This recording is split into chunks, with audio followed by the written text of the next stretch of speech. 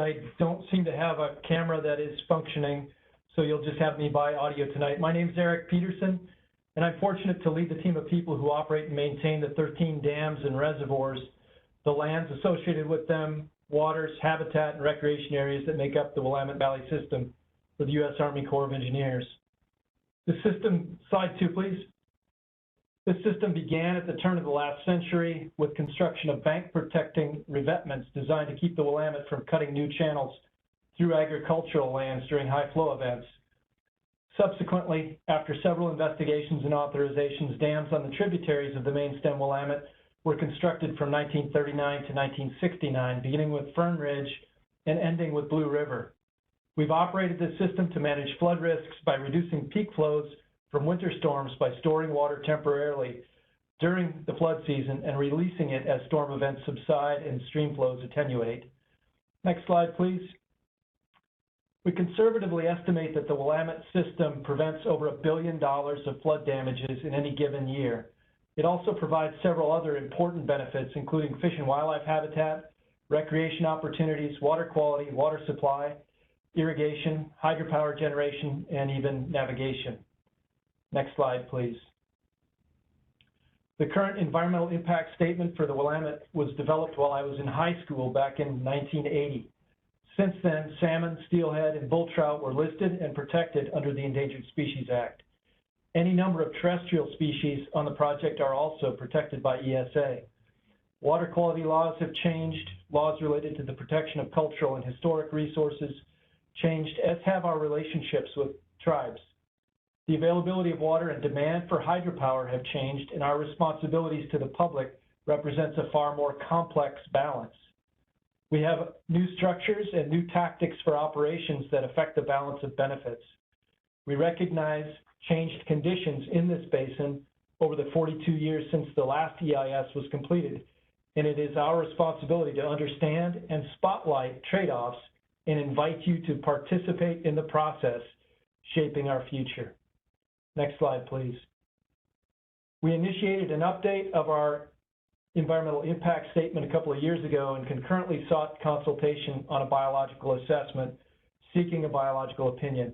In 2019, we reached out and talked with you in scoping meetings.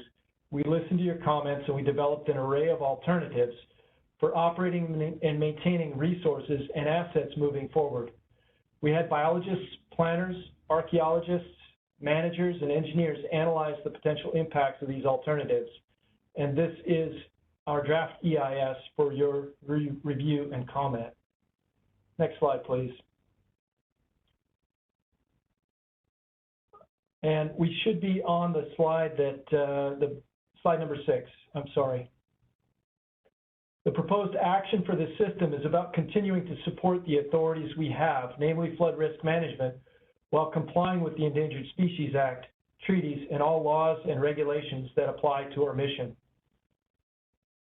Next slide. Yeah, we strive to walk a narrow path that balances many responsibilities.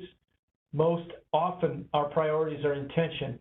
They compete with one another.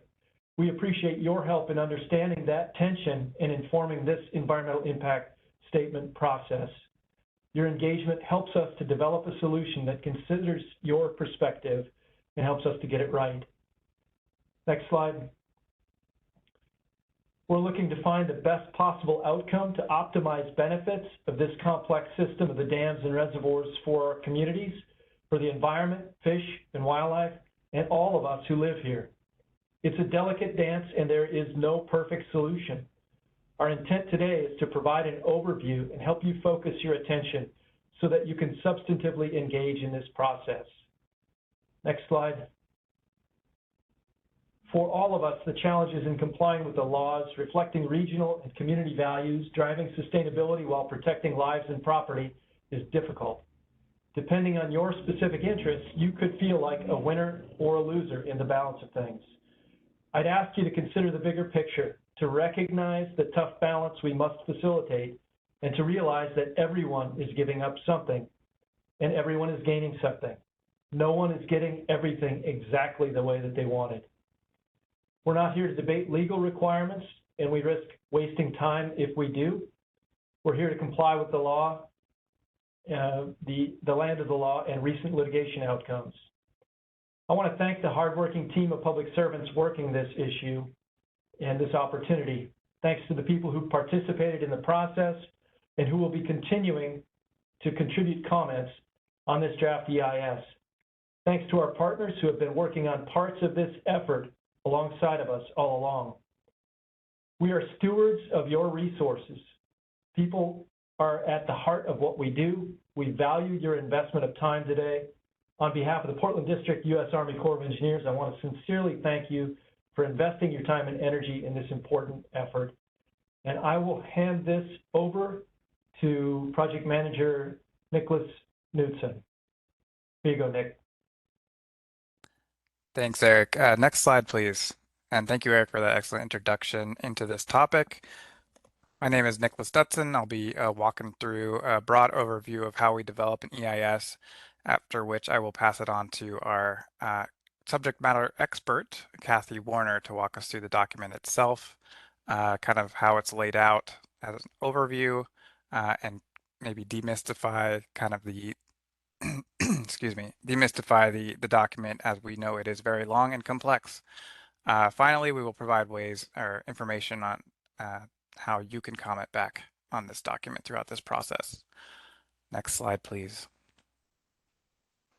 Before I get into anything, I want to say a heartfelt thank you to all our cooperating agencies. We don't get to this point in this process without a lot of communication, a lot of coordination, a lot of effort from a lot of folks. And that includes everyone listed on this, every agency, every partner listed on the screen. So thank you very much for all that you have done to get us to this point and for all of your continued engagement as we move through this process. Next slide, please. So I want to orient the audience to kind of the EIS timeline. We'll talk a little bit about where we've been so that we can talk about where we're going. First of all, an EIS stands for Environmental Impact Statement. It falls under the NEPA process, or the National Environmental Policy Act. NEPA lays out how to get to an EIS in a series of steps, which you see laid out here. The first step, well, let's talk about the purpose of an EIS. The purpose of an EIS is to support environmentally sensitive decision-making, or essentially, if we find out new information about our operating environment that has potential environmental impacts, this is our mechanism for making the changes necessary to react to those.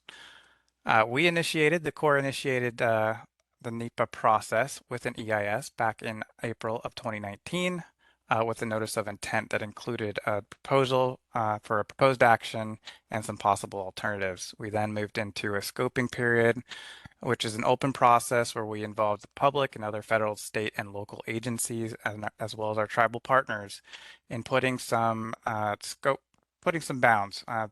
on what this EIS would entail, after which we moved into our alternative development phase. Now, we spent quite a bit of time lining out our alternatives because we wanted to make sure that we were getting the most out of this process. But we did have a couple mandates when we went about this. The first of which is we did not want to impact in any way our flood risk management mission. That was paramount. The second was we did not want to eliminate any of our other authorized project purposes. And finally, as I noted, we wanted to make sure we gave you a wide range of alternatives. After we put those alternatives together, we then subjected them to analysis and identified a preferred alternative. And all of that information brings us up to today, which is what we've included in our draft environmental impact statement. That document went out for public review on November 25th and will be available through January 19th. That's where we are today. Where are we going? When will we be done with this? After January 19th, we will then move into a period of response. We will take all of your comments. We will respond to each of them. We will make necessary adjustments to our EIS, and we will publish those in a final EIS sometime in 2024. And when does this end? So this process will end when we officially publish a record of decision, which happens roughly 30 days after we've published a final EIS. Now you see a note there probably aligning with a biological opinion. We're going to get into that in just a second. Next slide, please. Next slide, please. There we go. Okay, so part of the NEPA process is to identify and consider potential impacts of our proposed action. One of the major things that happened, sorry, one back. One of the major things that occurred since our last EIS was the ESA listing of bull trout, upper Willamette River winter steelhead, and spring Chinook salmon. And part of the process to getting to an EIS is to evaluate impacts to those species. Go ahead and go to the next slide, please. So where does that leave us? Essentially what we're doing is we've got two simultaneous related processes happening simultaneously that feed into each other, but are not necessarily a part of each other. So we talked a little bit about NEPA and the development of the alternatives as part of the EIS. We then did an effects analysis of those alternatives. That information is feeding into a document or a process following ESA or Endangered Species Act to create a biological opinion. We then do an effects analysis based on those alternatives to the ESA listed species. We subject our preferred alternative and we write it up in a proposed action in a biological assessment. That document gets passed along to our partners, the National Marine Fisheries Service and U.S. Fish and Wildlife Service, who then take it and write a biological opinion. Finally, that biological opinion feeds back into the EIS, where we incorporate that information and those findings into the final EIS and then ultimately our record of decision. So hopefully that demystifies a little bit about how the process works, where we are in the EIS process, and how it relates to ESA. Taking us through more of a deep dive on the EIS itself, as well as running through our alternatives, will be Kathy Warner. And from here, I will pass it over to Ms. Warner. Thank you.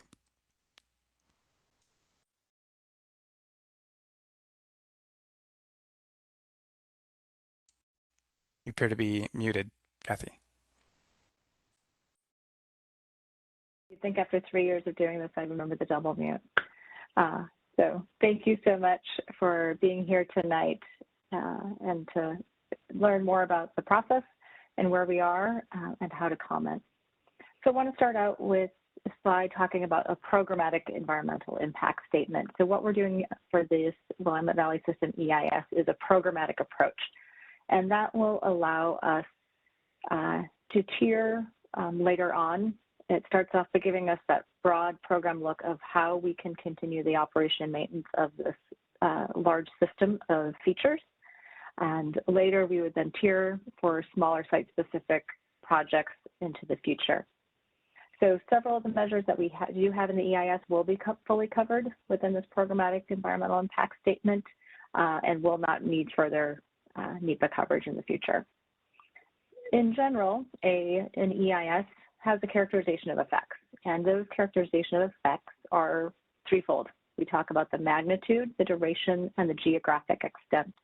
From a magnitude perspective, that are the effects really small? Can you not even really see them? All the way up to a major effect, and that will have a large impact on the community or the resource. The duration talks about the timeline. Is it a short-term construction-related impact? Are you only going to see an effect for a couple months? Or is it long-term, well off into the future? The geographic extent gets into, again, the geographic nature of it. Is it local? Is it on one tributary, on one stream? Is it one sub-basin, or is it the whole basin that's affected by this action? All right. So a quick overview from the EIS perspective, just laying the groundwork for the document itself. So as you go in through your review, you'll notice the heart of these chapters. So what I have up here are just the chapters from the main report. There are also about 13, 14 technical appendices that get into much greater detail than the EIS document itself. So chapter 1 is the introduction. It's a background on NEPA, ESA, and the system itself. Chapter 2 talks about the proposed action and the alternatives. How did we develop the alternatives? Chapter 3, some might consider the heart of an EIS. It's the affected environment. What is the picture of the basin look like today? What are the resources out there? And then we go into the environmental consequences of each of the alternatives. Chapter 4 discusses the cumulative effects. What else is going on in the basin that is also contributing to effects on the resources? Chapter 5 talks and discusses the preferred alternative selection process. It includes a summary of implementation and the adaptive management plan as well. Chapter 6 summarizes our public involvement from the start, and then in the final EIS, it'll go all the way through the public comment period and review process. Chapter 7 is the compliance with other environmental laws and regulations. So Chapter 2 is the alternatives process and description of that alternative itself. So this chapter really details how did we get here to where we are today in this public comment period, from the scoping process and the measures development all the way into the alternatives. And so Chapter 2.2 is that list of these final measures that we're using to build the alternatives. 2.3 is the alternatives considered but eliminated from further detailed, but they just didn't meet the overall purpose and need and objectives of the study. 2.4 then gets into the alternatives in detail. So from all of the alternatives, including the no action alternative, are fully described in chapters 2.4. A little bit about alternatives development. So alternatives are comprised of building blocks. So these measures are a feature or an activity that can be implemented at a specific location. A water temperature control tower, or a certain flow volume, a certain flow measure. Those are measures that can be structural or operational. Structural measures are those new towers or a floating fish screen, something you have to build. An operational measure is simply how we can operate the dam differently. Is it more flow? Is it less flow? Which outlet is the water going to go through? Those are an operational type measure. And then these alternatives, if we look over here, we have this big funnel and we put the measures in there and we come up with different alternatives. And then we come up with a wide range of alternatives and in different combinations of those measures. So for this EIS, apologize there, we came up with 7 alternatives. So this slide is just meant to show you the list and the category and description of those alternatives. And I'll be getting into each of these in more detail in the next slides. So we have a no action alternative, and this is required by NEPA. The overall focus of this alternative is a picture and a snapshot of the operations and maintenance that was in place as of April of 2019 when the EIS was initiated with that scoping notice. What's included in this is all of the routine operations and infrastructure that was in place as of April or spring of 2019. It includes the 2008 buyout flow targets and minimum flows, as well as the environmental flows, those pulse flows that we're able to put out as part of that Sustainable Rivers program. We also have the operations that are in place in our water control manuals and following the rule curve. A couple other operations we have are the fish passage operation at Fall Creek, and that is the fall drawdown to flush those fish in the juvenile fish passage.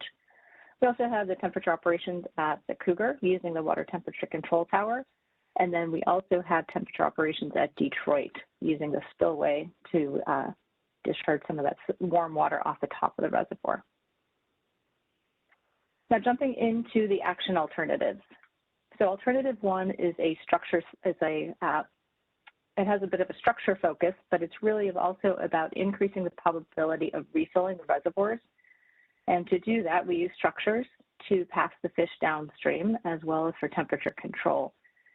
We also have a reduced tributary and main stem flow target regime as part of this alternative because the reduced flows will also help refill those reservoirs. Structural measures also allow those reservoirs to stay full longer as we are using the structures that can float up and down and aren't required to be at certain elevations for their operation. Alternatives 2A and 2B are very similar, and they are an integrated or like a hybrid regime of measures for downstream fish passage. It uses operations as well as structural improvements for that downstream fish passage, as well as temperature management. The only difference between alternatives 2A and 2B is the downstream fish passage measure at Cougar Reservoir. And so in 2A, what is proposed would be a floating screen structure like you see shown here, and that is attached to the existing water temperature control tower. Under 2B, the operation is a very deep drawdown at Cougar Reservoir, and that uses the diversion tunnel. And so we wanted to have these two different alternatives to really hone in and test and evaluate the differences between a structural passage and an operational passage at Cougar, and not just regarding and how that would affect fish passage, but also all of the other resources within the region. So this photo right here was shown and taken when the temperature control tower was under construction, and it shows the riverbed in the upper part of the reservoir. Alternatives 3A and 3B are operations focused, and that means we would modify how we operate the reservoir itself to be able to pass those fish. So we would use spring spill and spring drawdowns and fall drawdowns. So this is an example of surface spill at Detroit Dam and an example of a drawdown at Cougar. This drawdown is using the RO as a fish passage operation instead of the diversion tunnel in this section. And we split again 3 into 3A and 3B to be able to really test the strategic difference of spring spill and spring drawdowns at the different reservoirs, and what that would do not only for fish passage, but as well as the impacts and effects to other authorized purposes, and also really to the resources within the region. Alternative 4 is a structures-focused alternative, and that means we're going to use structures for downstream fish passage, as well as the temperature management for downstream temperature control. So this alternative also uses that integrated habitat and temperature flow regime that is in alternatives 2 and 3 as well as 5.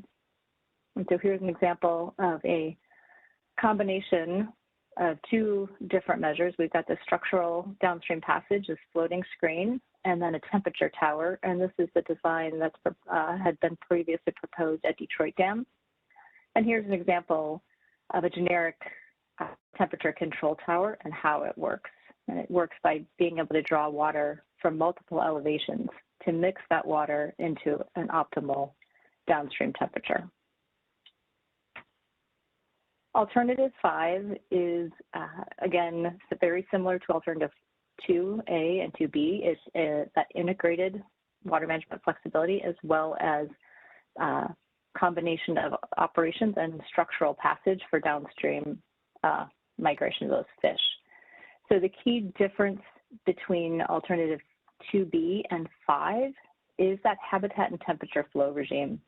As we worked with the region, we recognized a potential for refinement of our minimum flows that were being proposed. And so this alternative recognizes that change and incorporates the changes to that regime. Key notes here for the key defining elements is a floating screen structure and temperature tower at Detroit. We have a new adult fish facility at Green Peter proposed, and then a spring and fall drawdown to the diversion tunnel at Cougar Dam. We would install a floating surface collector at Lookout Point, and then that modified flow regime as well for minimum flow targets downstream of the projects. So as we went through, we also recognized that in any alternative that would be proposed, not everything could be implemented immediately. And so we developed this near-term operations measure, which is a set of interim operations that improve the conditions until those long-term actions are in place. And how long each measure or each operation within this measure would be implemented depends on how long it would take for that specific long-term action to be in place. It might take perhaps 20 years for something to be fully designed and constructed and operational and working. So we would be doing this interim operation until then. So in Detroit, in the North Santiam Basin, we would be doing spring spill for downstream passage and temperature management at Detroit. In the fall at Detroit, we would be using the RO for downstream temperature management. And in the winter, we'd be using the upper RO for downstream fish passage. And we'd be spreading spill at Big Cliff. This is something we do right now, but we would be doing it in a greater amount of time. In South Santiam, there would be spring spill for downstream fish passage, and then a fall drawdown at Green Peter and use that RO for fish passage. Foster, we'd have a spring delayed refill, and then a fall spill for fish passage. At the in the Mackenzie, at Cougar, there would be a fall drawdown for fish passage to the ROs, and then that spring delayed refill for fish passage to be able to go through the ROs. The Middle Fork, there'd be, we would prioritize the RO for fish passage in Hills Creek. And at Lookout Point in Dexter, there'd be spring and summer spill for downstream fish passage, as well as water temperature management. And then in the fall, Lookout Point would be drawn down to use those ROs. And I apologize, the RO stands for regulating outlet.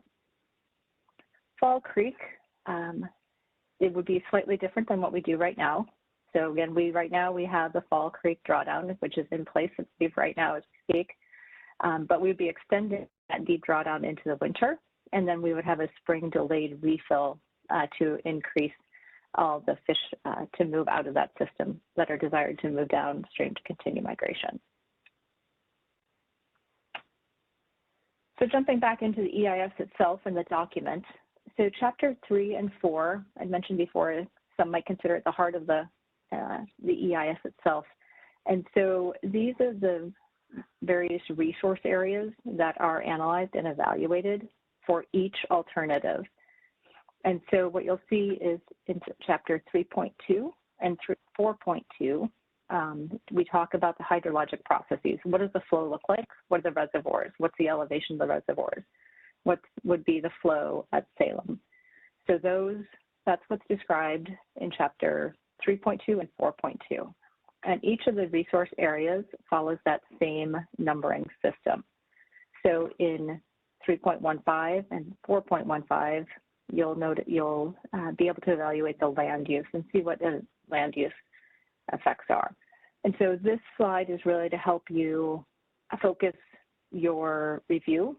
It's a very large document, so we want to be able to help you focus your review onto the resource areas that are of particular interest to you. And note that many of these topics discussed in 3 and 4 also have a technical appendix that provides greater detail than what's in the main body of the report. Chapter 5 is this preferred alternative selection and implementation. So we talk about how the preferred alternative was selected. It also describes and shows a comparison of the alternatives based on multiple criteria. And then we summarize the aspects of the preferred alternative itself. Included in Chapter 5 is also a summary of the implementation and adaptive management plan. So the implementation adaptive management plan was only developed for the preferred alternative, and that's because it's a very complex thought process that goes into it, and we wanted to be able to make sure we put the attention forward onto that preferred alternative to be able to really dive into that implementation and adaptive management plan. Chapter 6 is public involvement, and it starts with these key issues and resource concerns that were derived from the scoping period, not just from the public scoping period, but from the other agencies as well. 6.3 talks about the interagency coordination. 6.4 is alternatives formulation and meetings room and such. And then 6.5 is the draft EIS public meeting and what's going on with that one. So the final EIS will then discuss the issues raised after the publication of this draft EIS, and that will be provided during this public comment period. So I want to end my technical discussion with just this how to comment. We know you're here and you're showing up because you're interested, but what you're really probably interested in doing is also providing the comments to us on this very large document. As Eric stated in his comments, you know, we haven't done this in 42 years.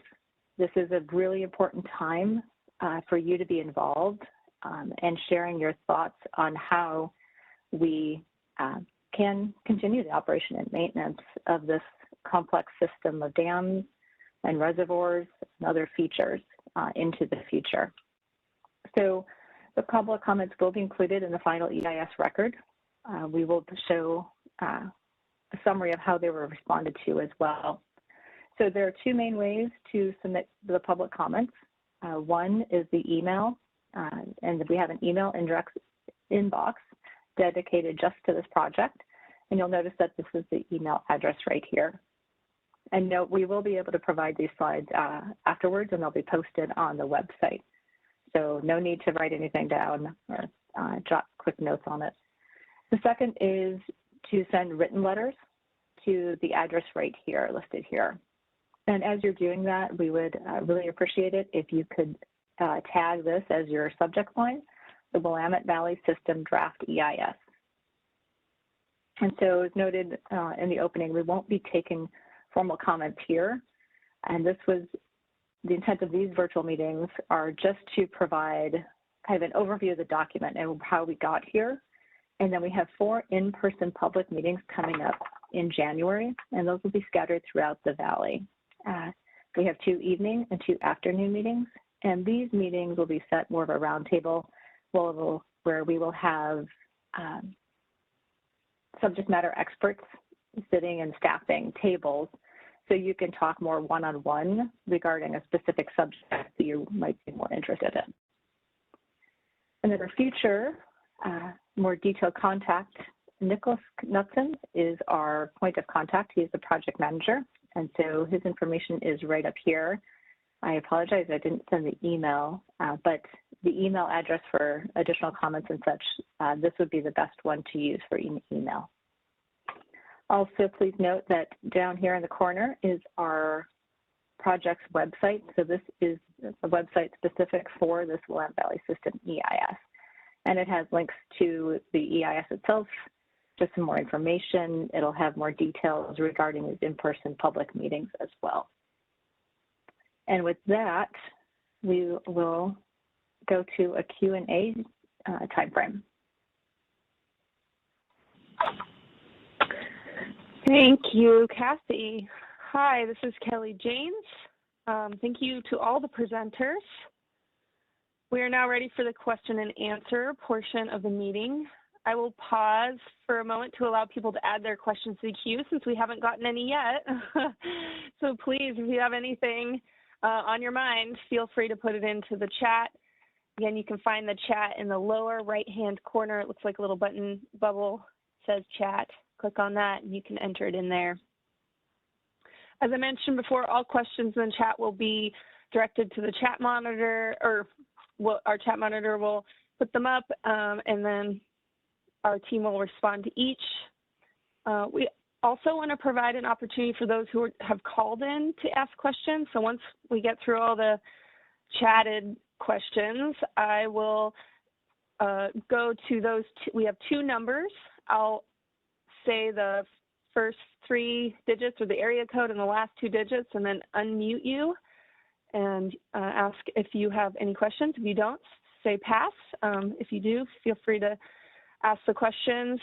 And then if you're also logged in online, sometimes folks like to log in online and then call in. Just please put your questions in the chat. That's a little bit easier for us to manage. Also note that all questions provided during this conference will be recorded. So I am recording right now, and this will be posted with the presentation slides to our publicly facing website for interested stakeholders who are not able to attend tonight's meeting. Any personal information you share on the call will become public. Agency officials remain on the line for the entire call to answer your questions. There are currently 52 participants, but we have no questions yet, so feel free to add them in now. I'll give it a few minutes, and then if we don't receive any questions in the chat, I'll open the two lines that are on.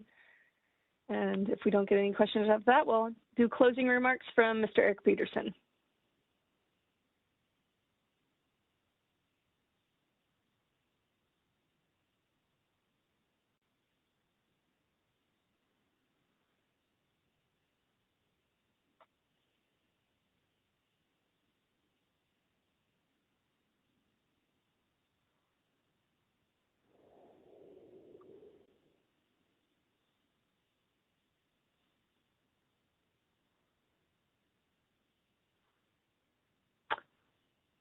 I see a hand raised, Mr.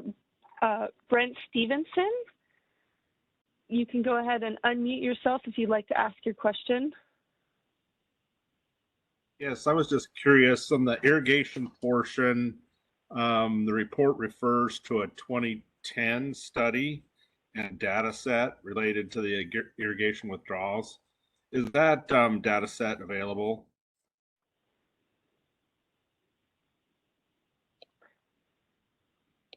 Kathy Warner, I'm hoping that you can answer that question as our subject matter expert on water supply. Yeah, the 2010 data set likely is the 2010 modified flow data set. And that is the basis for most of the ResSim runs that were done. So that is a publicly available data set. And we can, I should be able to get you a link to that. Emily, are you're capturing that specifically, right? Yep, we can capture that. Okay. Thanks, Kathy. All right, I have another question in the chat. Thank you, B. Tinker. How will agricultural runoff be reviewed and assessed? Will there be recommendations for buffer zones? Kathy, I don't know if you would like to cover that, or Mr. Norm Nicola, who is our water quality specialist, if you would like to cover that question. Yeah, I can take a shot at that one. So that one is also beyond the scope of this EIS. We're looking at how to operate and maintain the project in the Willamette Valley System for those authorized purposes. And so ag runoff is beyond the scope of this EIS.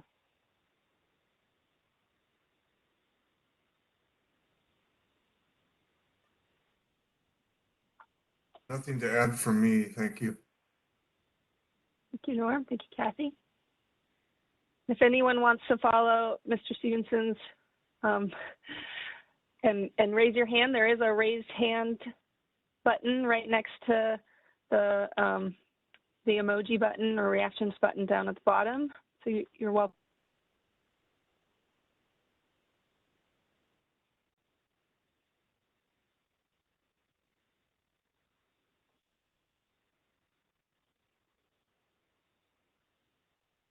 Ellie, I think you went on mute. Oops, sorry, that was weird. Yeah, I saw a hand up, Mr. Steve Neely. Yeah, Steve Maley. I noticed for the preferred alternative, it calls for the deep drawdown spring and fall for the South Fork. Does that mean that that the floating collection option is no longer considered to be feasible for Cougar?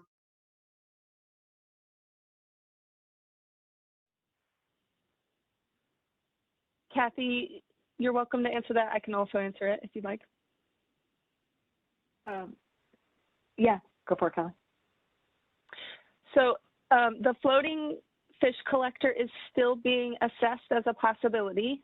One thing we want to stress is although we have designated a preferred or identified a preferred alternative, this is the Corps' preferred alternative at this time, but we have not selected an alternative. That's the main purpose of this public comment period, is to allow the public an opportunity to see all the alternatives and provide us with their input. And there is the potential for us to pick a different alternative or to even formulate a whole new alternative based on what we hear. The floating screen collector, the floating fish collector at Cougar is being analyzed in a couple of other alternatives, including, I believe, 1, 2A, and 4. One, it might not be in 1. I can't remember exactly. There's so many measures and alternatives, but definitely in 2A and 4. And so that is an option that we could choose in the future, and it is analyzed. I understood from your description of the preferred alternative that deep drawdown was the only option considered for the South Fork for Cougar. Did I in that alternative, but oh, sorry, go ahead. Did I misunderstand that? It isn't the only one possible. It is the one that we identified in that specific alternative, but there are other alternatives that we analyze that include the floating fish collector and do not include a drawdown at Cougar in the South Fork that could possibly be chosen as the selected alternative in the final. So that analysis has been done, and it is still possible to choose that path forward. Thank you. You're welcome.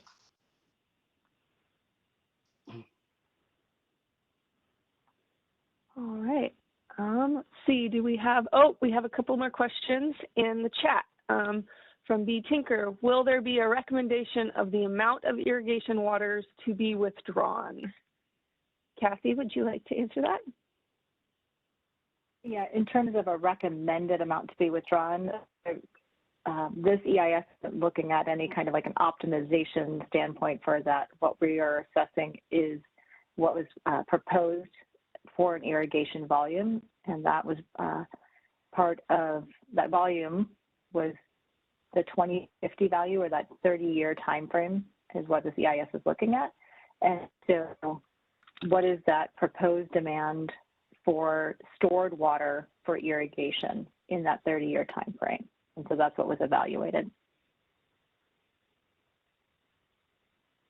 And the effects of using that amount of water.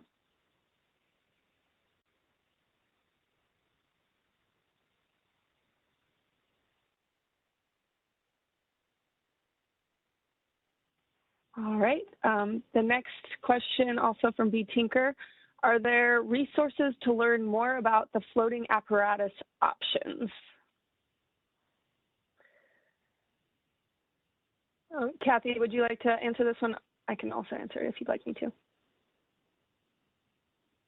Yeah, Rich might be the best person to point out some resources. Yeah. Hey, Kathy, can you hear me? Yep, we can. Great. Okay. Yeah. Good evening, everyone. For more information on the floating fish measures, we include our detailed descriptions of the measures, and you'll find additional information there. As an EIS, this isn't about the detailed design work that will go into those before we finalize and construct where structures are chosen. But our basic assumptions are captured in those measures descriptions. The floating collectors are measure 392. So you may make note of that. In addition, you can find how we treated the assumptions regarding downstream fish passage in Appendix E. It's in particular, take a look at our downstream fish passage modeling called the Fish Benefit Workbook, and it includes what we assumed for collection rates and survival rates for, in particular, Chinook and steelhead.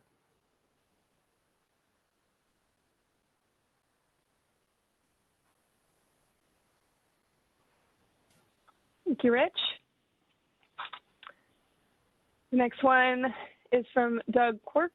Last year, the U.S. District Court for the District of Oregon found that the Corps has fought tooth and nail to resist implementing interim fish passage and water quality measures that it was supposed to begin implementing a decade ago, and that NIMS has been recommending for years, and that the Corps often ignores the recommendations of the expert agencies and improperly prioritizes other project purposes over the needs of listed salmonids. What do you have to say in the way of inspiring public confidence in the present process in light of the findings from the court by the court?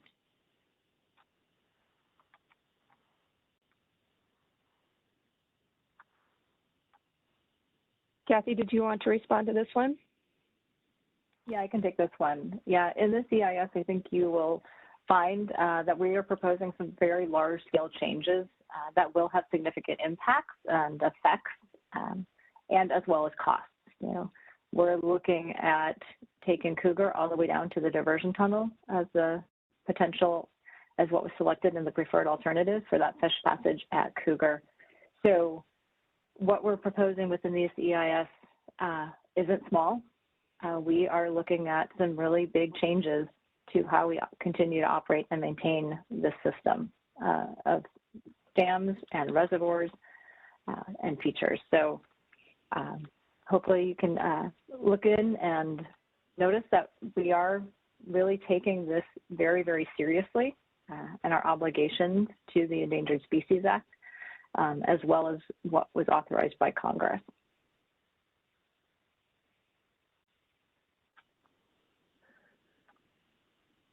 Next question from Brent Stevenson, Santiam Water Control District. Is it planned to lift the BIOP 3.1 RPA of disallowing new irrigation contracts in the Santiams? Yeah,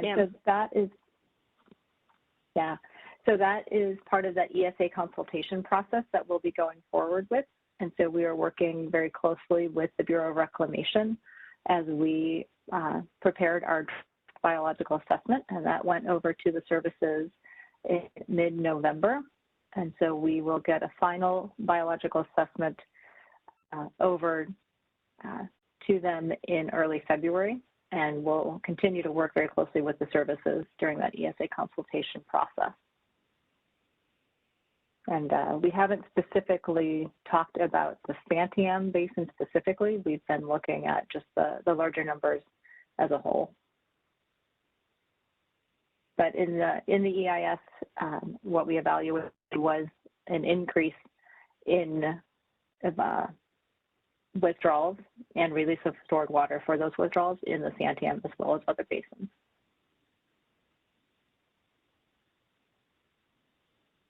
Thanks, Kathy. Since we're running up to the end of our time, I'm going to give an opportunity for the folks on the phone to ask questions. So first, I will take off mute the number beginning in 503, ending in 08. If you have a question, please feel free to ask it. If not, just say pass. And I'm unmuting you now. Or I sent a request to unmute. Hopefully that sent you a phone message. I'm not actually sure why that's not just unmuting you.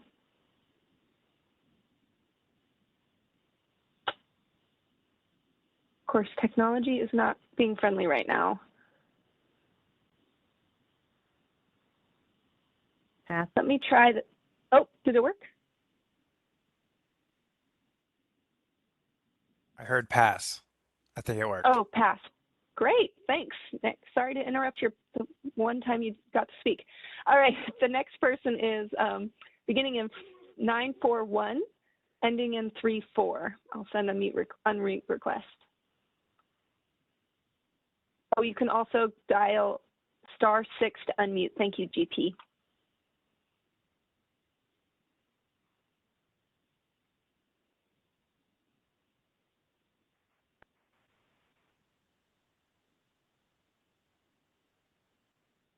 All right, I saw you unmute and then remute, so I'm going to assume that means you pass.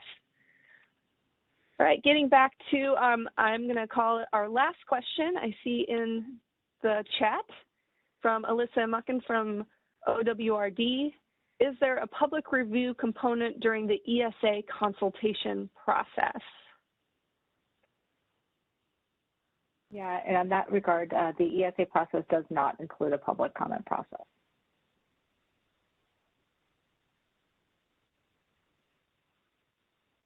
All right. Well, thank you all for your great questions. We really appreciate your continued attention, close attention to our presentation and your interest in the project. I'm going to pass it over to Mr. Eric Peterson for closing remarks. I want to just end my own part by saying thank you for your interest, time, and flexibility in participating in this informational meeting. We encourage you to continue checking for updates on our project website. For instance, the presentation slides and the video recording from tonight's presentation will be made available on the project website, as well as future meeting videos and presentation slides. We appreciate your participation. All right, here you go, Eric. All right, thank you, Kelly, and everybody, thank you for joining us again. I appreciate the complexity of these alternatives and what's at stake moving forward. We have implemented near-term operational measures that reflect dramatic changes in how we manage compared to what's been done in the past. And I expect us to consider and move forward in ways that find solutions to avoid jeopardy. We prefer to advance positively with action. And to recap, this effort is all about defining new tactics for continued operations, maintenance, and stewardship of this system, while improving conditions for important species and meeting all legal requirements. While I may be optimistic, my hope is that we can get closer to consent, if not consensus among tribes, partners, and stakeholders to allow us to adapt, align, and move forward. Next slide, please. Please focus your energies and engage in this process of trying to balance benefits and outcomes, and let us hear your voice in the process. Let's get to a manageable outcome in an expedient way. Again, thank you for your time and attention today. I hope that this was a valuable engagement and that we'll have a good outcome ahead, and we'll be able to find the right balance that works for most everyone and for these species that we're trying to protect.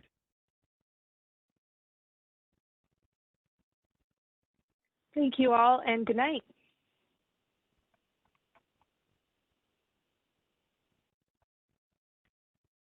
Thank you, Kelly.